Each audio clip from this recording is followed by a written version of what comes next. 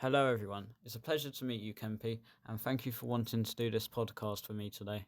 Today, featuring me and Kempy as we talk through some questions from you, the players and the state of Ardleigh, and what's coming to Ardleigh's next chapter. So, how does it feel officially being a new owner of Ardleigh? Just to be the owner of Ardleigh England is an amazing thing to see in itself. But to have this sort of power and influence over what happens with Ardleigh in the future and the way it's going to go from V1 to V2, I really look forward to that. So no, it's absolutely amazing to become owner, and I really look forward to what I can do in the future. Sounds like some good future plans. I'm looking forward to it. Next, what is happening between Ardleigh version 1 and version 2? I would say it's been a very long and tedious development cycle between V1 and V2. We never really thought about it in V1 where performance came into the conversation. We always just thought it might be like a little showcase even, not really an actual fully fledged UK roleplay game. But when we noticed that people respected it, people actually valued the time on Ardley, we thought about why don't we make this a real business, a real place where people can hang out and socialise.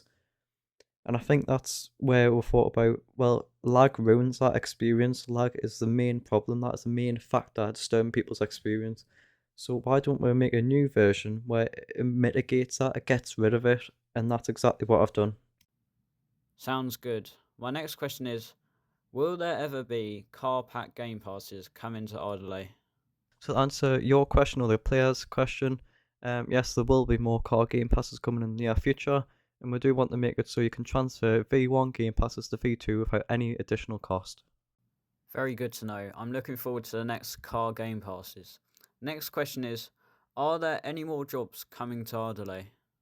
I do have news about that very soon to share with it actually, but before I spoil any hype, as I usually do, uh, um, no, it will be based on unrecognised jobs which aren't as important. So not public sector, not emergency services. So no, I am aiming on that, and I think players will absolutely love them. Well, that sounds fun. I'm sure many people will be looking forward to it. Next, are there going to be roads going other ways as well?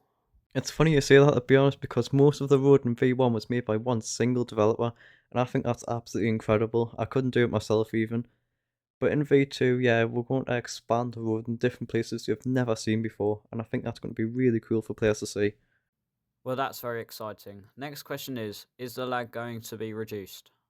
Oh, don't get started on lag. Lag is so bad on Ardleigh, it is just on another level, it really is.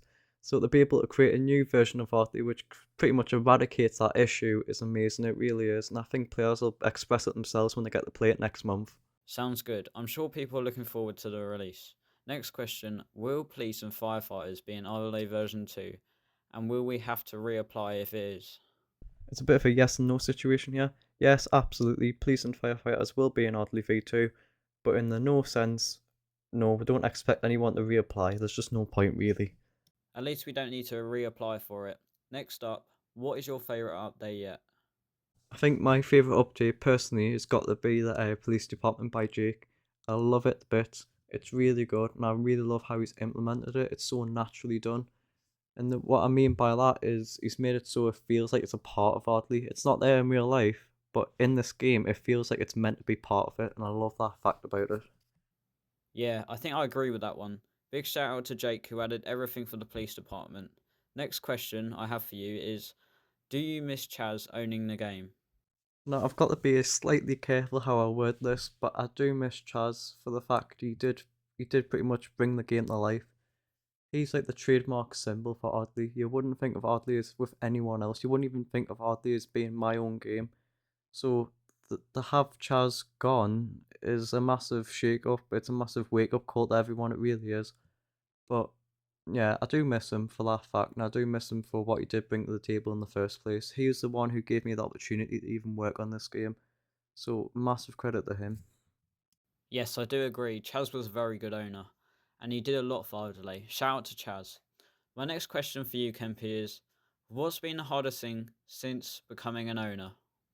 Well, I'll give you a bit of both. I don't mind. The easiest part about becoming owner is being transparent. That was one thing what lacked massively from the previous ownership. So to be transparent with the community and what's happening on a day-to-day basis is really good to do. But the hardest thing would probably be the commitment for the players. to be able to produce work and updates every single day. It doesn't have to be published every day, but to be able to share content every day is another challenge in itself. Fair enough. Next, how will game passes in version 1 work in version 2? As I said earlier, there won't be any additional cost charged if you want to transfer V1 content onto V2. So no, there's no additional cost for game passes being transferred. Well, saves people some Robux. Next, do you think Ardleigh could possibly be one of the next biggest games in UK RP? Now, what I've noticed as a common theme is when you put players' interest first, you also put your game first. And that's what usually happens. For Dorset, for example, they've continuously listened to their community, and that's how they've got this reoccurring success. So that's what we're going to follow. We're going to follow the same formula and the same format, and we're going to keep following that success. Well, let's keep praying and one day, hopefully, it will happen. Well, that's all the questions I have for you today, Kempy. Anything else you want to mention? All I've got to say is a massive thank you to the Beefy, first of all, for inviting me onto this podcast, but also a thank you to the player base who keep making Ardleigh the way it is today. Okay, well, big thank you for doing this podcast with me today. I do wish the best for Ardleigh's future and hope it goes well.